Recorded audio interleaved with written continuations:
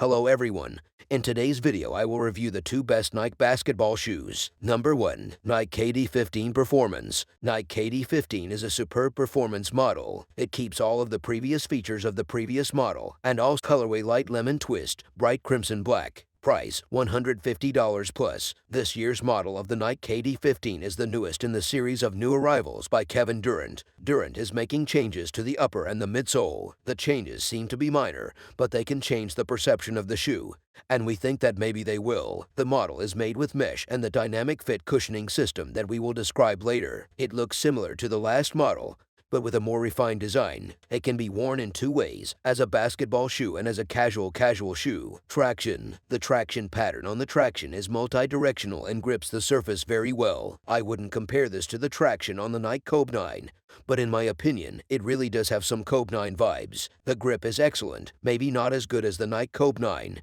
but still very good. Materials. The materials on the KD15 are not a huge deal, yet they take care of their business competently while keeping the shoe lightweight and agreeable. We're appreciative that the irritating tie from the last model was taken out. Presently, you don't need to stress over the tie releasing and fluttering around when you're out there playing your best. They supplanted the tie with two autonomous plastic pieces on both parallel and average sides, which turn out better for control. The materials are still all material, as would be considered normal from all cutting-edge ball shoes. The tongue is suggestive of Nike's light framework. Truly outstanding. There was fit. You can get last year's model if you want because it's the same size. However, this year's model is better for you as it molding to your feet. Also, the materials are comfortable to wear and the break-in time is a bit longer. Just be patient, it will help. Assuming you wear lower leg supports and different extras and you intend to attempt these on coming up, make a point to carry those with you for more precise estimating. Support on the KD15 is magnificent, and a slight redesign on last year's model. Indeed, even with the expulsion of the midfoot tie, you actually get all the help you want. There's the conventional heel counter. Both parallel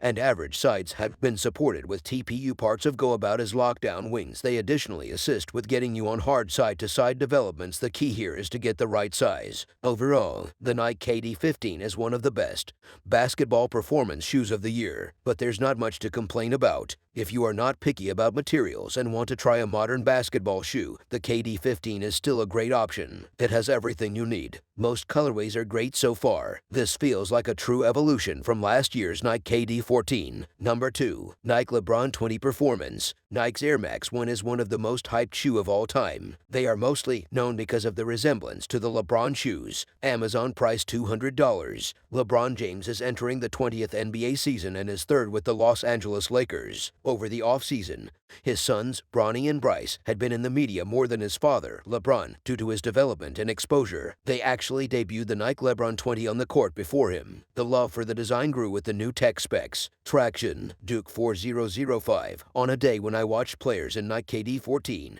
Nike Kyrie 5 low and Adidas Dame 7 slip and drop, the Lebron 20 was sticking like crazy and never slipped or skated. On a day with an outdoor court or on court with poor traction, I wouldn't. The traction is hard and the grooves are thick. Cushion. Duke 4005. We as a whole realize LeBron is a monster on the court, size speed actually like no other at age 37. Nike has continually been giving his retail shoes tremendous air pockets and zoom packs and by and large volume inclusion, and he hasn't been wearing them. Last year we saw him in the Minister and his Retro S more than the LeBron 19, and there's an explanation: the padding. Indeed, even with Nike giving him matches with more modest air pockets, he went with zoom. The Nike LeBron 20 comes through with a 4-foot zoom super unit that is top stacked and a tremendous 13mm impact point zoom unit, all inside a Cushlon padded sole. This isn't Cadillac cruising. This is Panther smooth and speed. Bob, influence, security, respectable court feel, heel like a cushion. The Nike Lebron 20 is a shoe that caused me to feel quicker while keeping my knees and back blissful. The Nike Kyrie 8 was my number 1 padding arrangement from Nike last year, and the LeBron 20 takes what worked there and intensifies it by 10. Stanley C. Bottom loaded large 13.5mm heel zoom.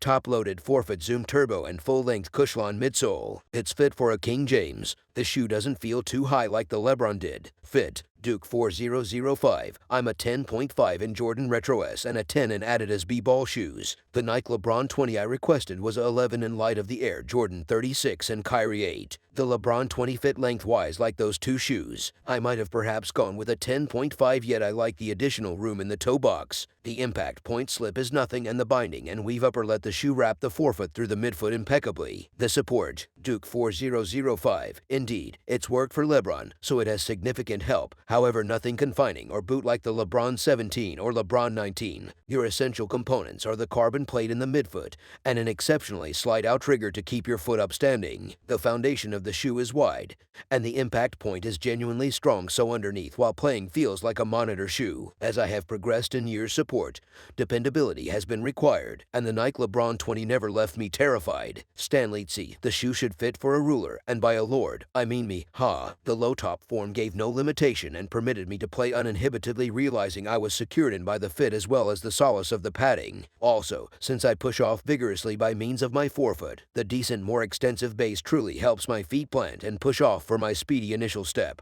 Truly, no curve balls, aside from I didn't have to ice my knees, legs after the game.